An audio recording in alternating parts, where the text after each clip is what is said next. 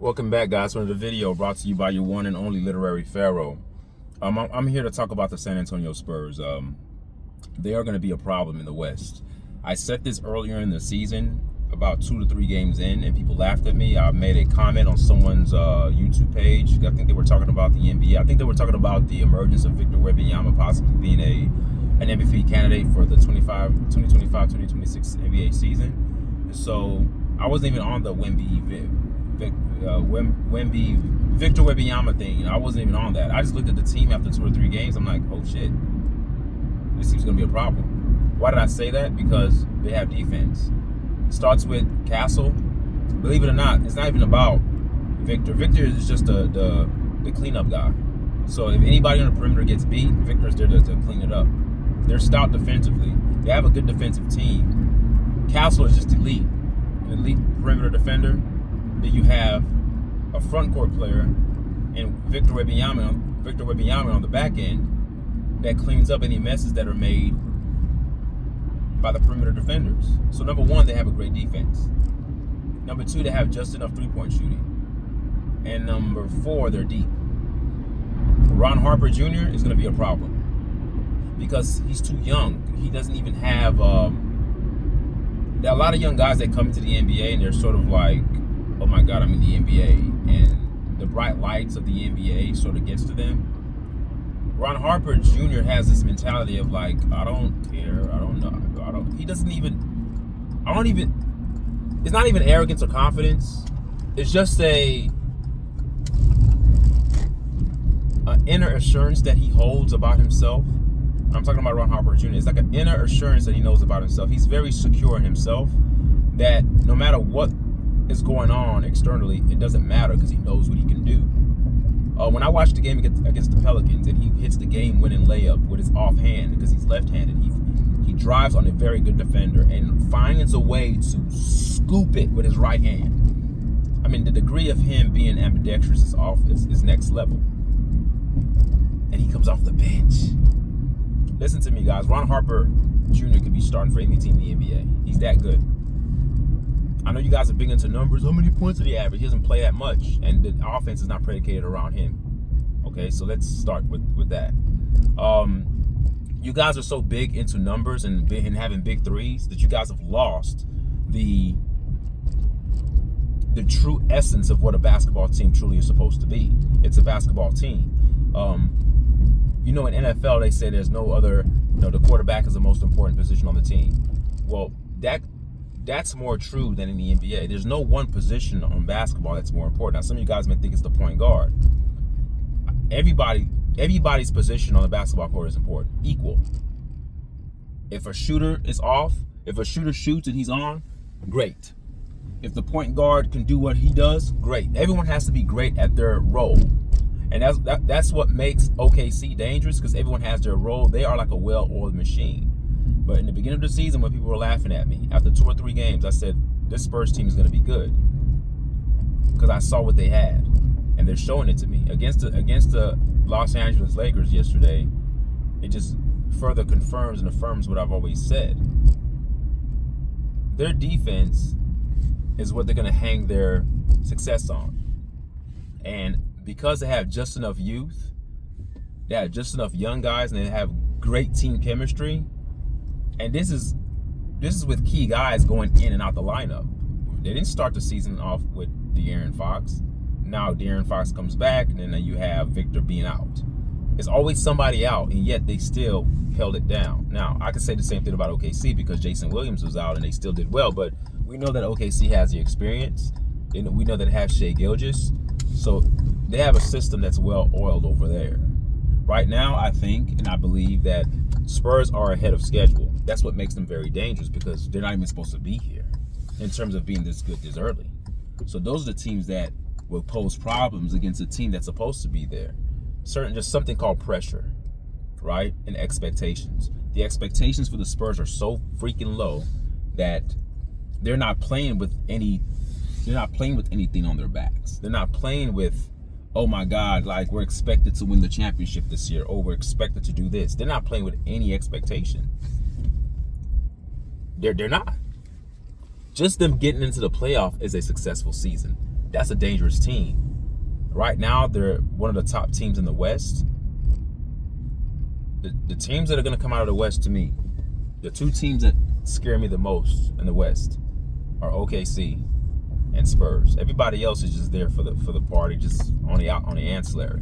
They're not the main focus of the party. They're there just to kind of test the main guys, test the main teams to see how good they are. Because you need the opposition to prove what you already are. But in a 7-game series, I can't see Houston beating Spurs. Not in a 7-game series. I can't see the Lakers beating Spurs in a 7-game series. LeBron's too old. Luka is too slow. He's ball dominant. They would just speed up the Lakers and cause Lakers to do things that are uncharacteristic. The youth movement of San Antonio Spurs with Castle and Ron Harper will cause problems because they're so young. Now, the only thing that can bite Spurs in the butt, so to speak, is their inexperience, right? Because they don't know. They haven't been here before. So being inexperienced might hurt them. But apart from that, they're going to be dangerous. Champagne,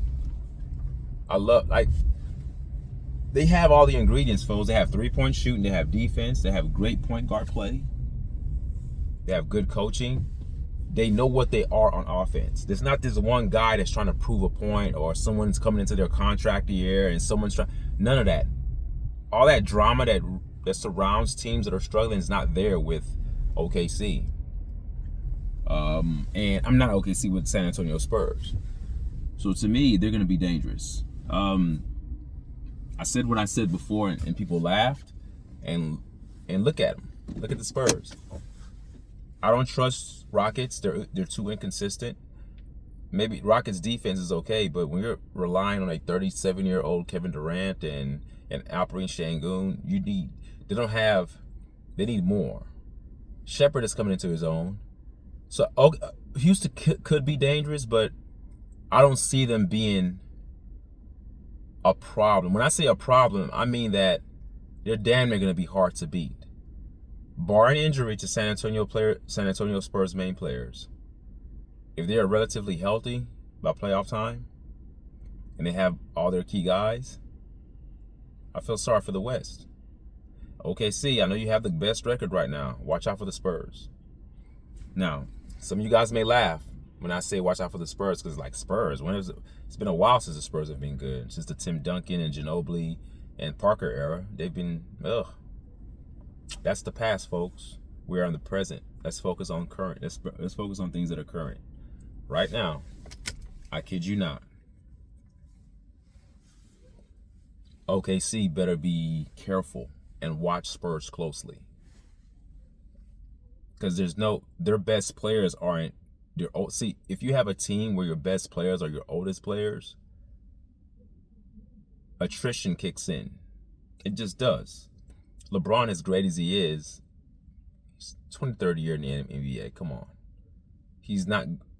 They're not going anywhere. For the regular season, they could catch teams off of back-to-backs and catch teams not at their best and win games because they're good enough. Because the regular season is like a fly-by-night kind of thing. When we settle down and we get to a 7-game series, okay, and you're forced to defend and you're forced to game plan and other teams are game planning for your skill sets and your strengths, now you have to start relying on things that you really didn't rely on in the regular season. That's why I believe that teams like OKC and teams like San Antonio Spurs are built for the modern NBA because they go deep. Indiana Pacers, teams that play 10 to 12 guys. You say, oh man, that's a lot of guys to play. So what? If I'm playing all my guys are engaged. So let's say the injury gods strike and some of your key players are out.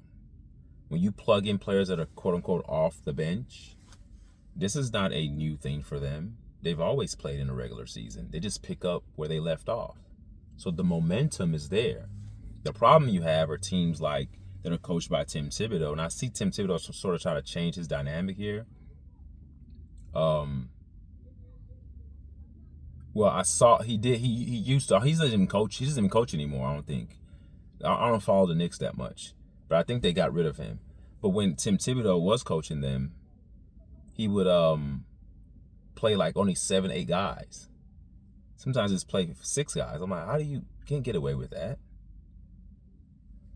No matter how talented your 6 are, mental fatigue kicks in. Forget the physical stuff. Let's say all the guys that you play 40 plus minutes a night are all in shape, in game shape. They don't get tired. They have an engine that never runs out. Their fuel stays on full. They're never tired. And this is me being hyperbolic here. But let's just say they never get tired. But what about the psychology of the game? Sometimes you can get mental exhaustion. You get just tired of just playing, which can end up making you feel tired physically. Because once the mental goes, the body comes after. So a lot of the times, those New York teams that went to the playoffs underneath Tim Thibodeau were gassed. They were fatigued.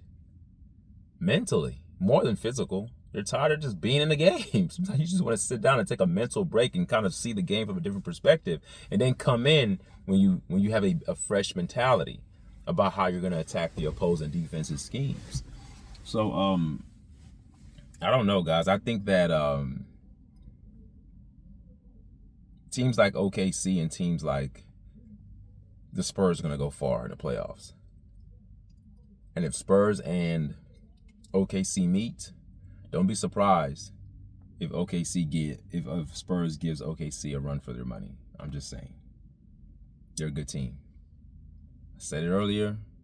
Some guy laughed at me. Somebody made a comment. I'm trying to find that comment that I made. It's hard for me to find it because it was a while back. And I want to respond back to the guy and say, why did you laugh?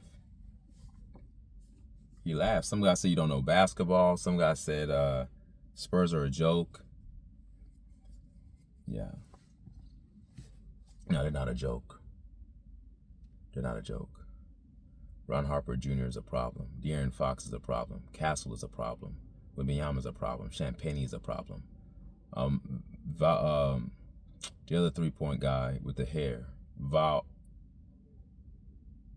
forgot his name. He's a problem. Barnes is a problem. The backup center that came from Boston Celtics, I love him. He's good. He's sound. He's a sound backup.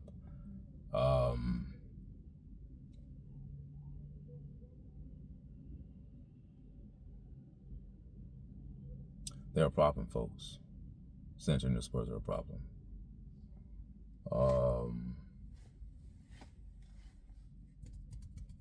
Yeah. I'm trying to think of any other team in the West that can be. No. Because we know the Rockets, we know Lakers, have OKC, Denver, Spurs. Yeah, because even Denver in itself, they have Jokic, but that's it. OKC has a slew of players. More than just one or two guys that dominates their game. No. So when I look at teams like the Lakers and Denver, they're all in the same cluster to me, where you have 1, 2 dominant players that dominate. But what makes OKC a little bit different is that, yeah, you may have Shai Gilgeous who dominates, but he doesn't dominate by volume. He doesn't dominate by getting a lot of shots up. He dominates by getting to the free throw line, which increases his efficiency, and is also an above average passer, believe it or not. He will pass, he will give the ball up to teammates and get them involved as well. They have just the right amount of 3-point shooting for you to remain honest on the perimeter. So their team dynamic works well with what they have. Their recipe just oozes success because of the type of team that they have, the personnel that they have, even the guys that come off the bench. It's almost like they never miss a beat. You know how certain teams where they sub out a certain player and you know that the offense may dip or the defense may dip? With OKC, it's almost like everything stays here. They start with their starters. Even when they sub out their starters and put in bench guys, they're still here. That's what makes them dangerous. It's like nothing stops. Nothing stops. I think his name is Thompson or Thomas. The guy that was playing for Jason Williams when Jason Williams was out. That guy is good. He was averaging nearly 20 points a game. He came out of nowhere. That's how Shai Gilgeous came out. So there must be something in the water at OKC where their developmental program must be so good because they take players and develop them and they become better there. I don't know what it is, but their player development program must be off the charts. It has to be. Because every guy that they draft, they hit on.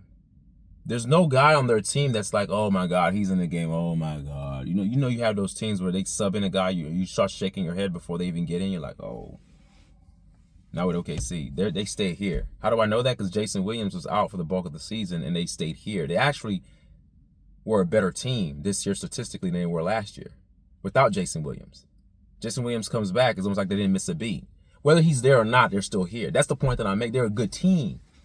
It's more than Shai Gilgeous. And I think that's the misperception. That's the misnomer. You think, oh, it's all about Shai Gilgeous. If we can neutralize him and stop him, you can't stop a team. The only way you can stop Shai Gilgeous is to stop the team. But you can't stop the team. Because Shai Gilgeous is going to get what he wants. You double him, he's going to pass. They're going to shoot threes. If they're off, they're going to defend you and smother you to death. The perimeter defense is off the charts. So if you look at OKC, they have a bunch of castles on their team. Perimeter defenders that are athletic, quick twitch fiber muscles, very good on their feet, long arms, can shoot the three, can slash, can cut.